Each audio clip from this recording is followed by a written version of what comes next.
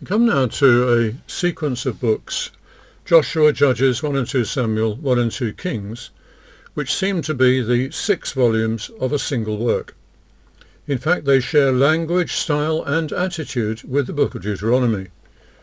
We've already noticed that the language and prophetic burden of Deuteronomy link it with the prophet Jeremiah, so these history books get associated with the same movement of God, and they're usually referred to as the Deuteronomic history, or D-history for short. In the Jewish Bible, there are 4 sections which cover our Old Testament: the Torah, the books of Moses, the former prophets, the latter prophets, and the writings. So the former prophets are the books we're looking at today. The latter prophets are the ones that are named after prophets, and the writings is a sort of miscellaneous section for stuff that doesn't belong anywhere else, or stuff that was written a long time after most of the other books were, and they just sort of put them in the miscellaneous section at the end. To a Jew, then, the D-history is what they refer to as the former prophets. It is openly a work of prophecy. It's written with a prophetic burden to set forth an understanding of God's previous dealings with his people, an understanding which is itself a prophetic insight from God. And that's a reminder to us that not all prophecy is looking into the future. Most of it is looking into the prophet's own day. Here we have a big example of prophecy looking into the past, and whether prophecy is past, present or future in its reference, the thing that makes it prophecy is its ability to announce God's message on that subject to his people. In fact, when we hear the later prophets prophesying doom, saying or talking about all the nasty things that are likely to happen in the future, their main desire is, of course, that people should repent and make the doom unnecessary. So here, when prophets are telling the significance of what's happened in the nation's past, the clear burden is that most readers should turn aside from the bad in their own day and emulate the good. The D-history is a report from a God-appointed quality control team reporting on the quality of national life. So the D-history is unashamedly history with a spin. There's no attempts to be unbiased. It has a confessed bias to telling things as the Lord sees them, and that means pronouncing judgments on past events from the Lord's point of view. In this section, we're looking at the first 2 volumes of that set, Joshua and Judges. First of all, then, let's look at the content of the book of Joshua. Joshua tells the story of the settlement in Canaan. The Israelites had crossed the desert, and even after the Lord's delaying tactics, had now arrived in the promised land. But it was occupied by other people, many of whom had been there for as long as folk memory could stretch back. There are 2 elements of this situation which seem to me to be very relevant to the Middle East today. One is that the Israelites did march into the land and by one means or another take towns and villages from their existing inhabitants. Whole populations were slaughtered at God's express command. The houses those people had built and the fields they had tilled and sowed were simply taken over by the invaders, all because they said that God had given them the land. It sounds not unlike the ejection of white farmers from Zimbabwe, except that the Israelites killed a lot more people and then made a much better job of running the place than Mugabe's henchmen ever did. But the comparison does help us to understand what the Canaanites must have felt. The scandal of particularity was an immediate in-your-face offence to them. And these days, now that most of the non-Jewish locals live under an Islamic banner, the opposition to the whole idea of the Jews being there is more vocal and more aggressive than ever before. It's clearly a problem, and it shows no signs of going away. That's one comment. The other comment is the other comment that about a lasting element in this settlement is the fact that the Israelites never really did occupy the entire land. There were always Canaanite towns and villages in the same territory. And that's why the fertility cult of the Baals was such a temptation to Israelites, with its cult prostitution as its main way of supposed worship. They were always close by, and prophets regularly fulminated against them because the Israelites were in constant need of being reminded to stay separate from them. They were not geographically very separate, so separation could only be achieved by a conscious effort. The idea of holiness we encountered in Leviticus involves a separation from the rest of the world. And right from the beginning of the new nation of Israel in the Promised Land, they had to have a practice of keeping separate from surrounding peoples simply in order to preserve their identity. It's not changed a lot today. The nation of Israel is constantly fighting to preserve its very existence in the face of serious hostility from the surrounding peoples. If it doesn't maintain that fight and succeed in that fight, it looks likely to disappear. Also, remember that our modern concept of the territory belonging exclusively to one nation doesn't really fit the facts of that period. And so we don't get a sort of neat picture of Jews over here and Baalists somewhere else. They were all mixed together in the same territory. Let's turn to the very beginning of the book of Joshua. One of the regular institutions in the school that I went to was that at the end of each school year, at our final assembly, the head would read the first 9 verses of Joshua. The message he clearly wanted to convey was that in our school days we'd had the support of mentors, of people who were teaching and modelling for us the way we should go, and now we were about to set out on our own. There are all sorts of points in life when you're conscious of setting out into new territory. When you leave school, when you leave home, when you start your first job, when you're made redundant for the first time, when you get married, when you have your first child, when all your children have left home, when you realise that your parents and their generation in your family have all died, like when you look at your wedding group photos and you find it hard to locate anyone else who's still alive. Now, on all these occasions, this word to Joshua is pertinent. I remember once being struck by the words here and elsewhere in the Bible around the idea of courage. Joshua is told to be very courageous and not to be discouraged.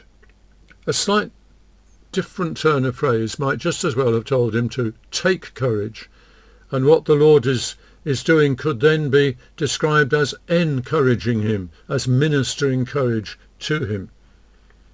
And this passage reminds us then that courage isn't something we can leave to chance. The Lord tells us first to take courage. We are to take responsibility for having courage.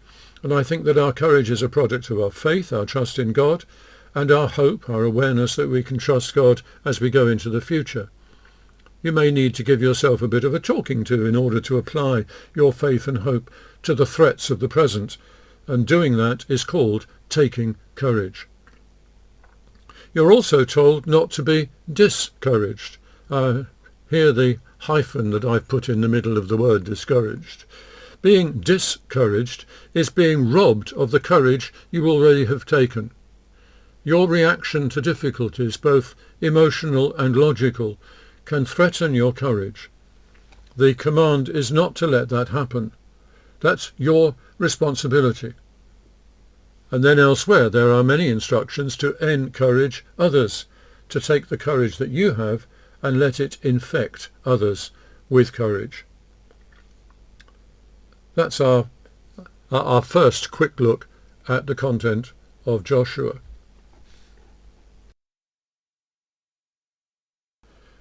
One of the things we often find it hard to take in the story of the conquest is the ban, the Lord's insistence that when a town or army is conquered, everyone should be killed and no plunder should be taken for individual soldiers. For instance, Joshua 6 verse 21.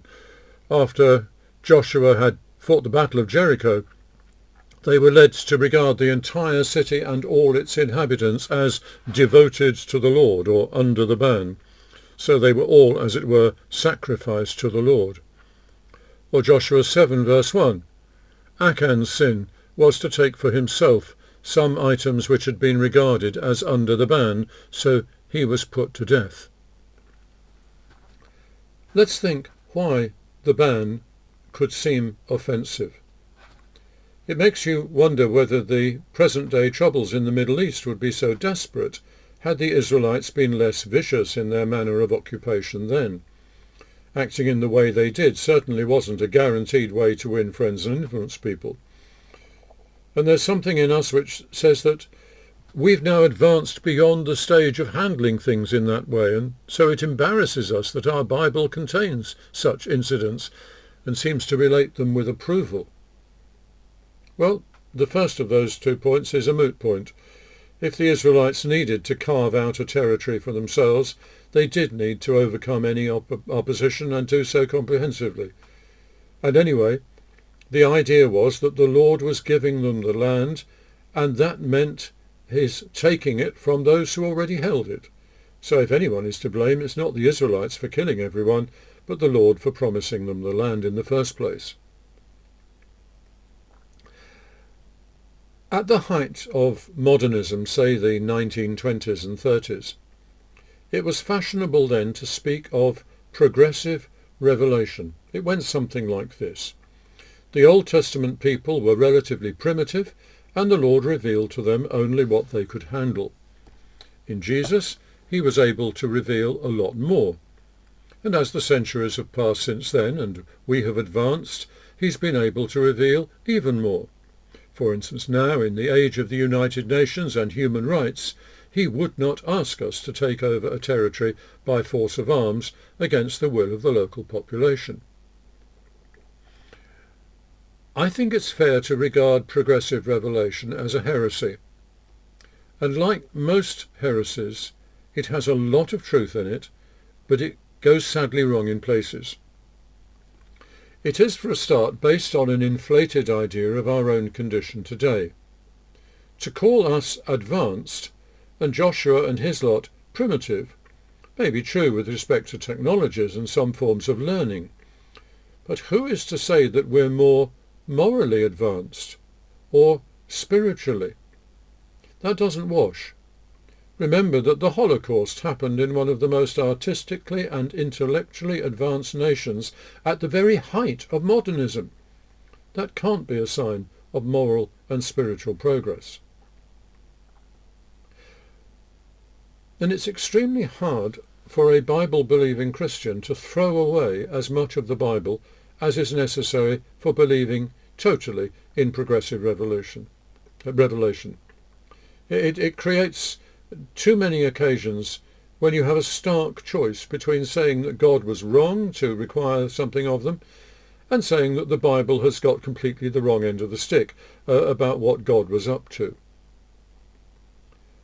And the same idea of how much we've advanced has led to the abolition of capital punishment, corporal punishment, abortion on demand, and animal liberation and so forth. And I suspect most of us feel that our society, in its process of advancing, is also busily throwing the baby out with the bathwater. We've learnt some things about freedom and about respect for the individual. We've taken those things out of the context of covenant law and directed them as principles in our own ordering of the world. Godly laws we've taken out of the Lord's hands, turned them into principles which we ourselves administer in our own wisdom, and I'm not entirely happy with where it's got us. Perhaps the clearest example of this is human rights. Human rights don't feature in the Bible, but the book is shot through with requirements for the Lord's people to respect others, even to live sacrificially, so that other people can be saved. In other words, the Bible is constantly laying upon us the duty to respect others and even to love them. What we've done with that is to take it from a duty laid upon the Lord's people and turned it into a right which can be claimed by anyone. We've in fact turned it inside out. The whole logic of animal rights, of abortion on demand, depends on that piece of sleight of hand, of turning the thing inside out. A school class has just been taught the parable of the Good Samaritan, and the teacher asked them to explain the point of it. One little lad shot his hand up. "Please, sir," he said. The story is old enough for "please, sir" to have been said. "Please, sir, it means that when I'm in trouble, someone ought to help me." That is precisely the opposite of what the parable is teaching.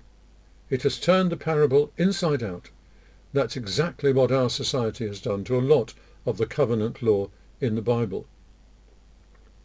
But back to the ban. You'll realise that I'm not going to approach the ban as obviously wrong-headed because it's so primitive. I think we have to take both the Bible and the Lord more seriously than that. And we mustn't be too namby-pamby and say that the ban isn't nice. I know it's not nice. It hurts me that it's there. But it does appear that it's what the Lord called for at the time. And I think it's probably better to assume that the Lord knew what he was doing. That's very uncomfortable, that having to think through that sort of thing. So let's end with something which is more positive. When Joshua could see that he hadn't all that much longer to live, he gathered the people together in a vast national assembly at Shechem, and there he rehearsed the history of the Lord's dealings with them, from his covenant with Abraham, through the captivity in Egypt and the Exodus under Moses, up to their settlement in the Promised Land. And then comes this, I think you ought to read this, Joshua 24, verses 14 and 15. It's a great piece of preaching.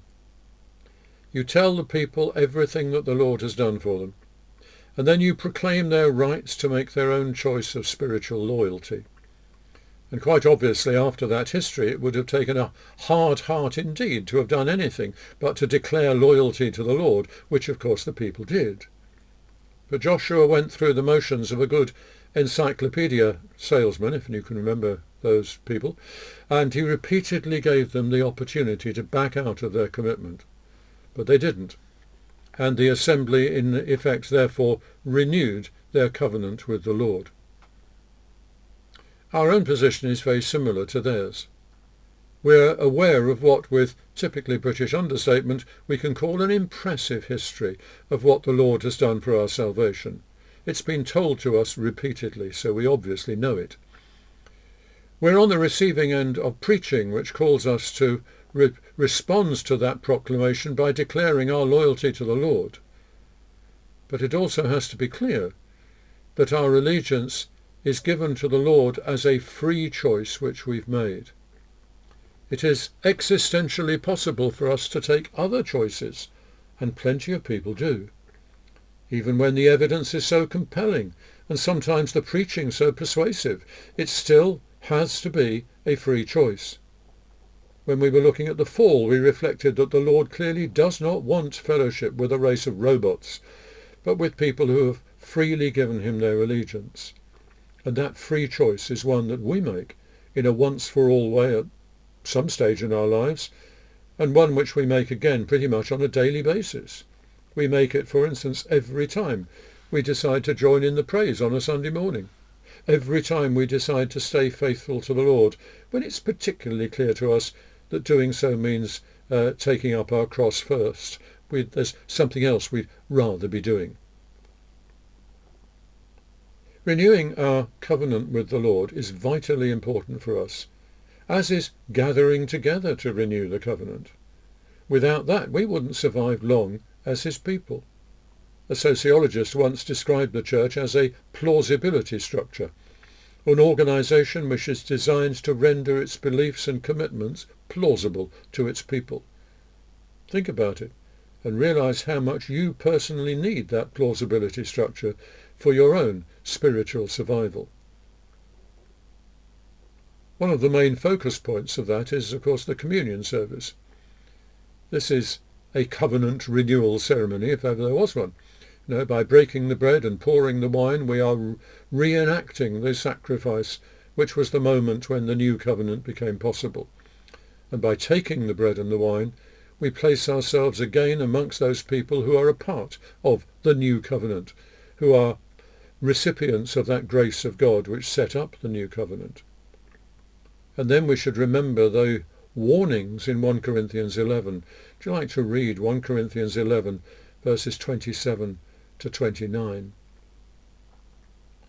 When you're offered the bread and the wine, you are asked to make a decision and a commitment.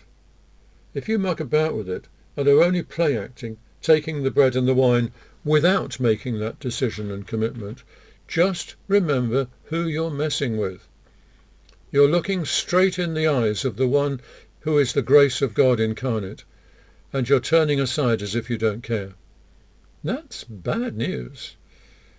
And the fact that it's existentially possible to do that is a useful reminder that you do have a real decision to make at every communion service. Remember, you're on the receiving end of the preaching and other witness which says to you, "As for me and my household, we will serve the Lord." Bless you.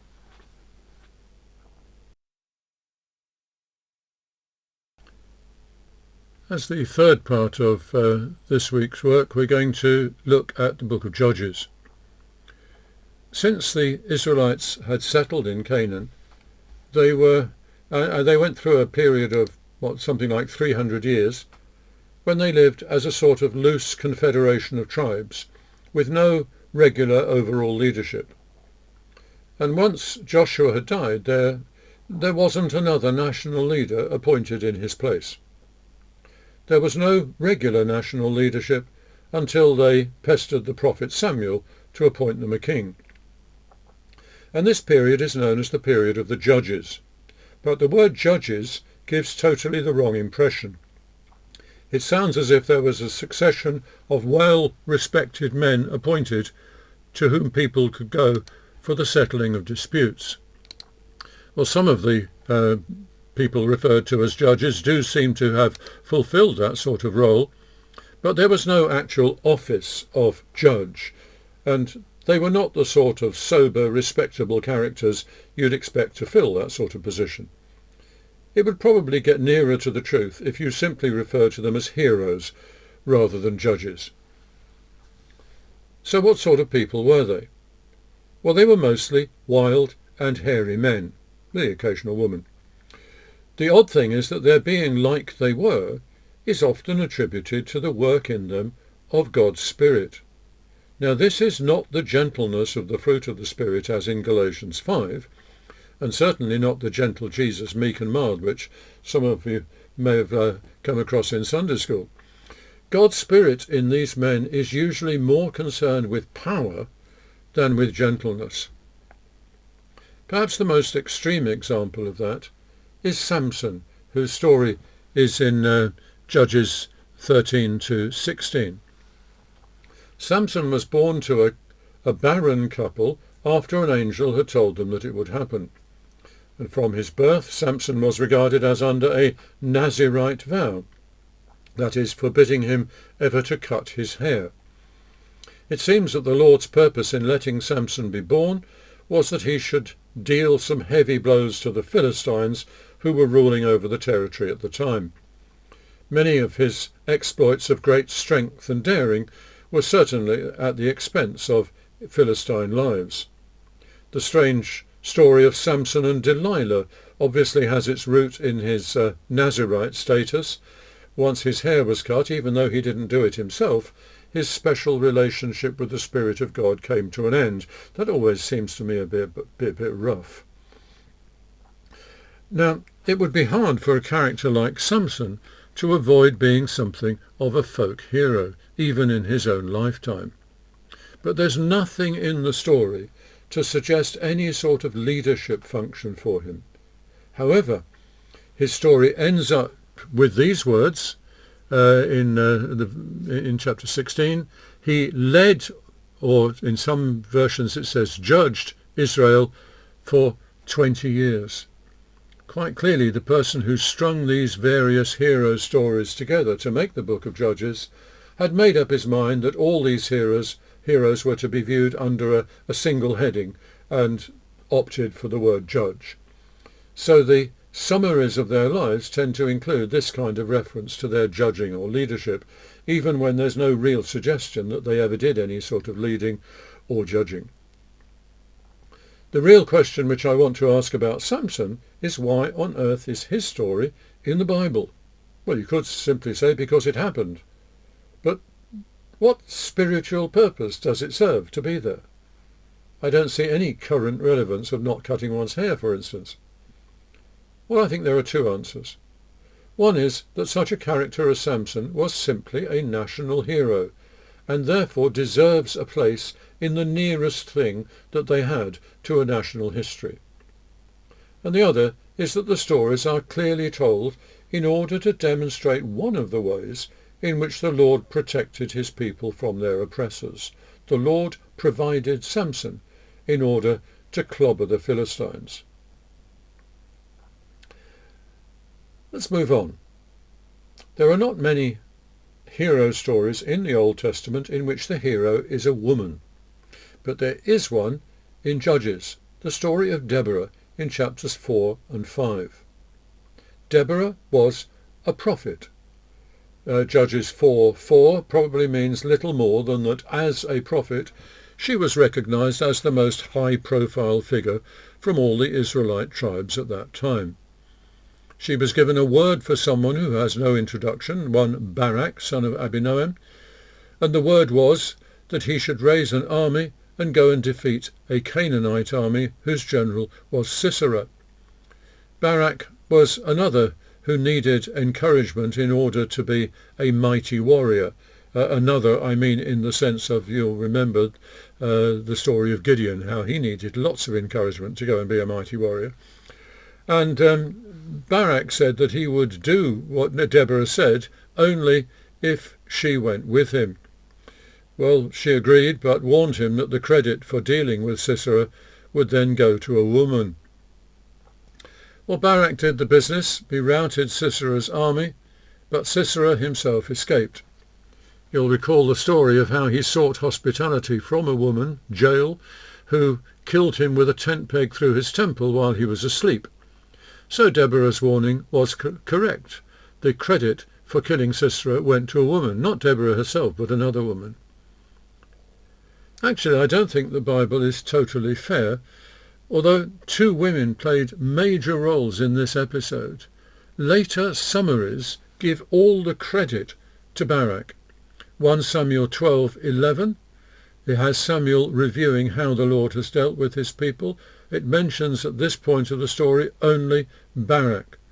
And that much longer piece in Hebrews 11 at verse 32 mentions Barak in a list between Gideon and Samson, with not a mention of either Deborah or Joel.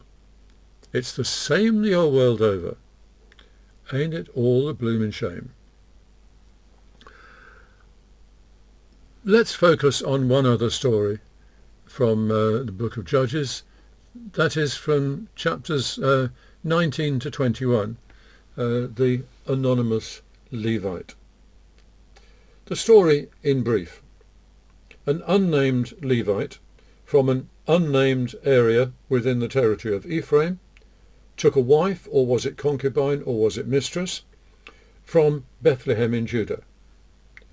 After a while something went wrong, and the woman returns to Bethlehem. The Levite went to get her back. His return journey with her was hampered by her father for no very obvious reason, and they ended up staying the night in Gibeah, a town in Benjamin. There, the local men decided they wanted to gang rape the Levite, homosexual gang rape, that is, but they ended up being given the concubine instead, and in the morning she had died. The Levite wanted revenge on them, so he cut her body into 12 pieces and sent each piece to one of the other tribes, calling for vengeance on the tribe of Benjamin. A large force gathered and attacked Benjamin. Twice they were roundly defeated, but used an ambush technique on their third attempt, and Benjamin suffered heavy casualties. The victorious troops then vowed that Benjamin had not suffered enough, so they pronounced a curse on any Israelite who gave his daughter in marriage to a Benjamin man. But then they realized that their measure could in fact annihilate the tribe of Benjamin, which they thought was going a bit too far, so they thought up a ruse to find wives for them. It succeeded in part, so a further ruse was needed before the problem was properly dealt with. Well, this story has a whole selection of oddities. I mean, in one section, the entire book of Judges is odd, if only because the principal figures are referred to as judges and they don't seem to have done anything to earn that title. But these last 3 chapters are even more odd because they haven't even preserved the name of their principal figure, and only the vaguest indication of where he lived. Also, there's nothing even heroic about what he did, either in letting his concubine be killed instead of himself, or in organising a mass slaughter in revenge for the action of the Benjaminites. In fact, his story rambles on rather, with occasional unexplained details. Also, the Hebrew text of these chapters is not in good condition, and that suggests that it wasn't given the same level of care and attention over the generations as were other parts of their writings, so perhaps the Old Testament people didn't really like these chapters any more than we do. But let's pay some attention to the numbers in the story. Chapter 19, verse 29, the Levite cut the body into 12 pieces, 1 for each of the tribes. But he was hardly going to send one of them to Benjamin, so why should there be 12 pieces? Perhaps because he counted the 2 half-tribes of Ephraim and Manasseh as 2 tribes, even though that would mean taking the usual total of the tribes up to 13, and everyone calls it 12. Or perhaps mentioning tribes just meant mentioning 12, so 12 was the figure that the story had. Then there are the numbers of fighters involved. Chapter 20, verse 15, has Benjamin mobilizing 26,000 swordsmen plus 700 crack troops. I think that's quite a lot for the smallest of the tribes. Verse 35 has 25,100 Benjaminites killed. That's a very high proportion of the Benjaminites who took the field. Verse 44 has 18,000 of them killed. Where do they come from? Verse 46 might be an attempt at a summary, but it says that 25,000 of them died that day and 600 escaped. Now these numbers just don't add up. Apart from the fact that they're unbelievably large for the smallest of the tribes, they don't give a coherent account of numbers involved. Perhaps we should detect numbers coming from different storytellers, all lumped together without any overall editing by someone who knew what all the numbers meant. Chapter 20, verse 10 has a tortuous way of referring to 1/10 of the men of the other tribes. And then there's verse 17, which has 400,000 swordsmen from the other tribes. That's an incredibly large number.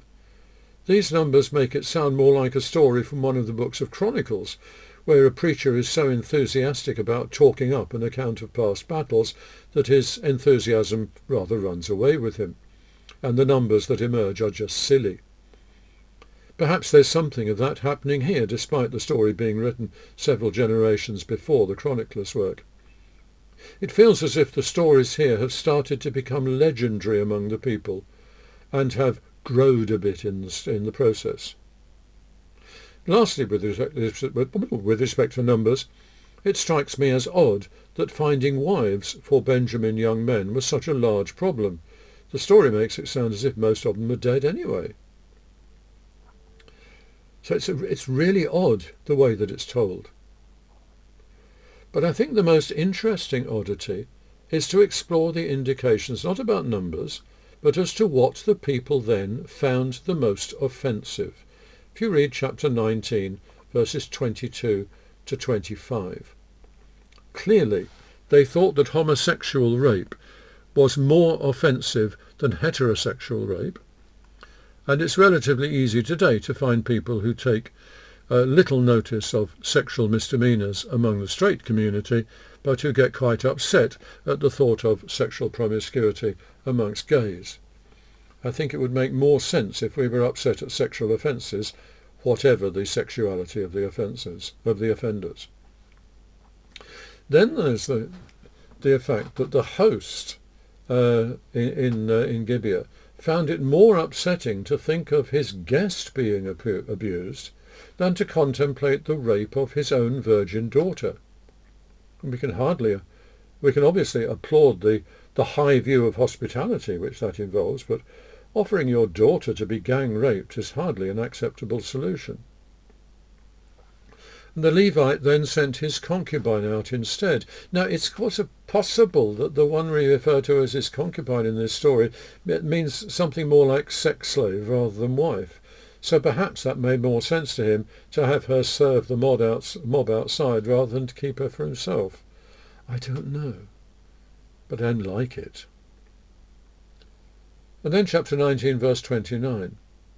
Unpunished gang rape was clearly more offensive to them than starting a civil war. Now, I'm grateful that punishing heinous crimes these days is taken out of the hands of the victims' families and handled by state agencies. Throughout this incident, we get a glimpse of the way that each of the tribes regarded the other tribes as partly us and partly them. Imagine that at a suitable offence the people of Hertfordshire mobilised against the people of Essex, not thinking that they'd done the job until hundreds of Essex men had been killed. They were still clearly on the way to thinking of themselves as a single nation. They had not arrived at that at this stage. There are other notes in the story, other points of interest as well. The very first verse of chapter 19, what was a Levite doing so far away from Jerusalem? Well, as the story makes clear, Jerusalem didn't exist at this time. It was called Jebus and was inhabited by Jebusites who were not Israelites. So clearly it didn't house the Israelite national shrine. It's difficult making out where there was an organised shrine of worship. Joshua 22 verses 19 and 29 are the only two mentions in the D history of the Tabernacle. So it appears to exist then, and would appear to be somewhere on the west of the Jordan, but it doesn't specify where. It does mention that the priest in charge was one Phinehas, who was Aaron's grandson. Judges 20 verses 26 to 28 has this same Phinehas in charge of the ark at Bethel. Now, that's ambiguous, because Bethel may be the name of a place, there was such a town, or it may just mean the house of God. That's what Bethel means in Hebrew. And in that case, it wouldn't indicate whereabouts was this temple regarded as the house of God. Also, in Judges 18 verse 31, it says the house of God was in Shiloh, and that was the most clearly mentioned focus of their seeking the Lord in the Levite story. So let's assume that the tabernacle or its equivalent spent a long time in Shiloh, complete with the Ark of the Covenant. It's possible that it also spent some time in the town of Bethel. But there was worship going on elsewhere than in Shiloh. The people took over a number of shrines from the Canaanites with various levels of success in converting them to the Lord's worship. Each of these shrines would have needed the services of Levites and possibly of proper priests to do sacrifices. So that would be why the character in our story was in some out-of-the-way part of the territory of Ephraim. He would almost certainly have been one who served at one or more of the local shrines. Chapter 20, verse 27. The fighting men went to Shiloh to enquire of the Lord. What does that mean? In 2 Kings 22, verse 14, good King Josiah needed to know if the book that Hilkiah had found in the temple was genuine, and he sent people to ask the prophetess Huldah to seek a word from the Lord, and the book passed that test. But there's no indication that such a prophet was available at the shrine in Shiloh. So what did they do? I suppose it's possible that the priest there had the Urim and Thummim in his ceremonial breastplate, as described in Exodus 28 verse 30. It's possible that they were used to cast lots to determine the Lord's will. Perhaps that's what's happened in Shiloh. But it doesn't say.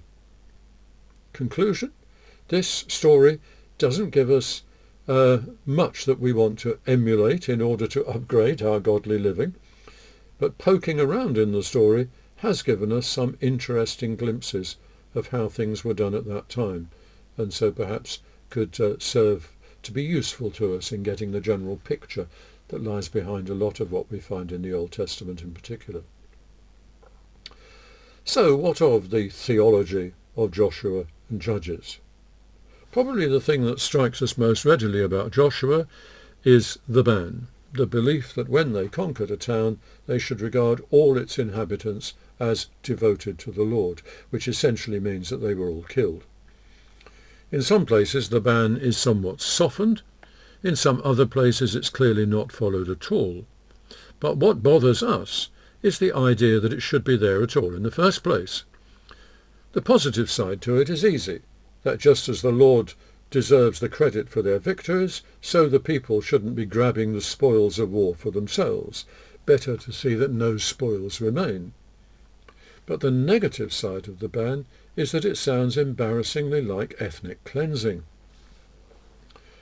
Well, one possibility is that the people then were correct in believing that the Lord had ordered the ban. This is the obvious reading of the relevant passages. Although this lets us keep our high view of Scripture, it gives our doctrine of God a bit of a knock. It's one thing for us to hear that God was willing to take the pain of sin on himself through his son, but quite another to hear that he wanted the Canaanite nations to suffer as a result of their sin. It clearly isn't the way that we know God today, and it's a problem for us to have the Bible tell us that that's how he was then.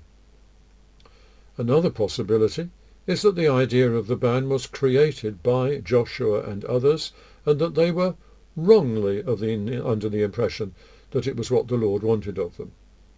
Well, that involves doing a little bit of surgery to some of the relevant Bible passages, but it makes the issue into a problem of the way that the Lord's people developed over the centuries, and that would be easier for us to take. Perhaps our best line is to stick with the positive, that the Lord deserves the credit for our successes, and confess that the negative side of the ban is a problem for us, and we don't like it. Much easier with Joshua is the story of entry into the Promised Land. We can remember the letter to the Hebrews and a number of Negro spirituals, or whatever we're supposed to call them these days, and let them lead us in using the Promised Land motif as a parable of our own entry into fullness of life, whether here or hereafter. And as far as concerns the theology of Judges, I think the way that we find meaning in the stories in Judges varies so much from story to story. I'm not going to attempt any overall summary here, and so we will here conclude our work on these two books. Bye.